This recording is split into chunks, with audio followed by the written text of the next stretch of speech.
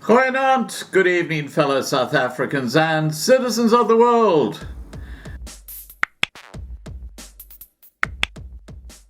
And I just came across a really disturbing article, and it's on the IMF's own website, and I'll put a link to it below this video in the description so you can go and read it for yourself.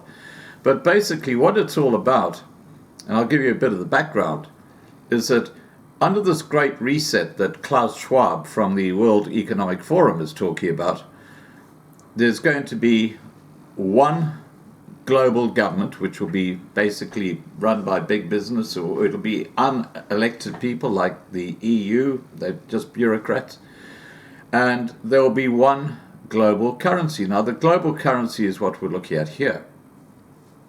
The IMF are one of the proponents for what the World Economic Forum are pushing for.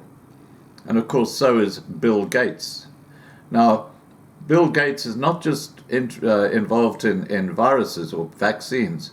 He's actually developing a new global currency for the IMF. And when you start putting these dots together and you start talking about the chip that you'll have in your hand, which would be your bank account, basically, you can see how everything's becoming very controlled. This is what's disturbing. As I said, I'll put a link to this article I'm going to read to you below this video, and it's on the IMF's own webpage. And it's dated the 17th of December 2020, so it's a month old. And it says, the financial industry is undergoing rapid technological change. Traditional banks face competition from online startups with no physical branches.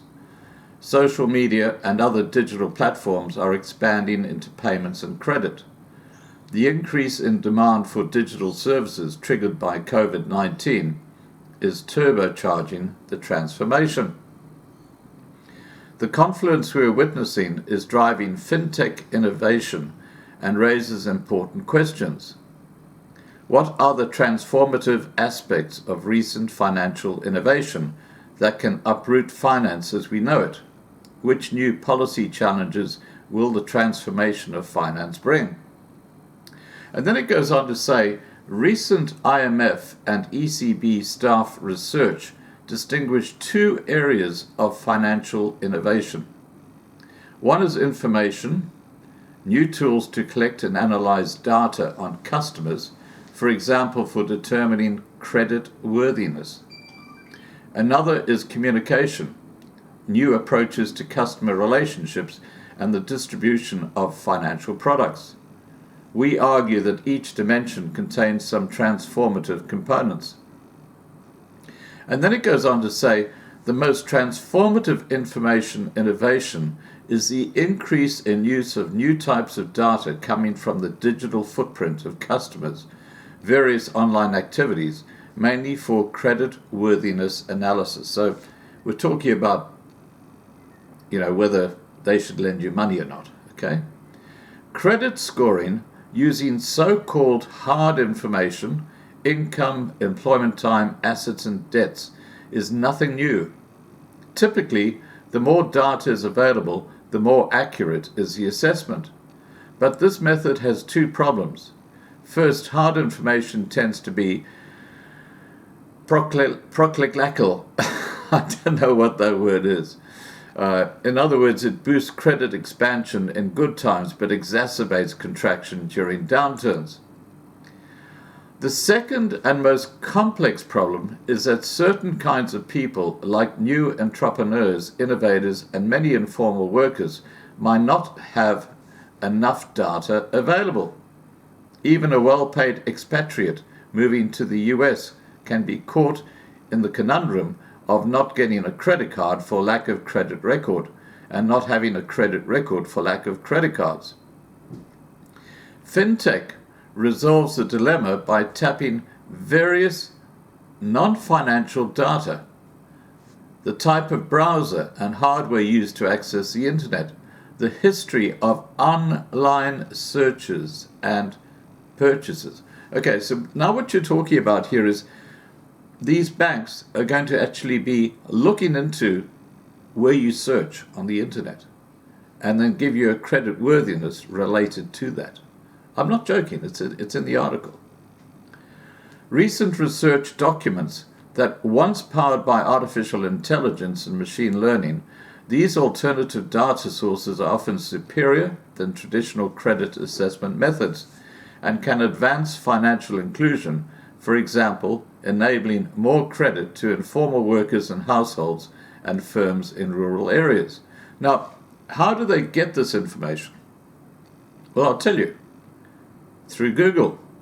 Every time you do a Google search, that search is recorded. This is how your privacy is being compromised. And now the IMF, which, let's remember, they're involved in the Great Reset, the chip in your hand, this global currency, what's going to be critical for them as to your credit worthiness is where you go looking on the internet. This is such a huge invasion of privacy. Anyway, let's continue. Communication innovation is driven by the variety of digital platforms and social media, mobile communication, and online shopping that have penetrated much of commuters' everyday lives, thus increasing their digital footprint and the available data. Platforms like Amazon, Facebook, or Alibaba incorporate more and more financial services into their ecosystem, enabling the rise of new specialized providers that compete with banks in payments, asset management, and financial information provision. Technology again boosts an existing trend. The shift from in-person bank branch visits to remote online communication generally improves customer convenience and makes financial intermediation more cost-efficient. It also boosts geographic competition among banks, which can now service more distant customers. The effects of digital transformation are powerful for the financial sector, already the industry most heavily reliant on computers. That is compounded by the doubling in use of online banking, having in the past 2 decades in the European Union's 15 largest economies. And with the usage at 50% on average, it still has a significant room to grow.